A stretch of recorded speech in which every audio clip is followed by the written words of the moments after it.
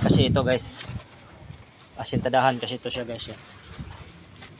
Yan. Ang nangyari, pinutulan ng hero dito.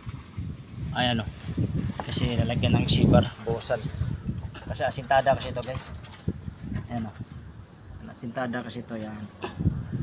Kailangan siya malagyan ng sibar para matibay talaga. Asintada kasi nito. Asintada kasi niyan guys, abot ng taas. Ayan. Ayan yung sibar na yan. Kaya kailangan buhusan. Tataniman ng mga bakal katulad nito. Ayan. Para matibay talaga siya. Tapos kapit siya dito sa poste. Ayan, ganyan. Ito naman yung gawa namin guys. Asintadahan na namin. Ayan o. Asintada na yan. Ayan.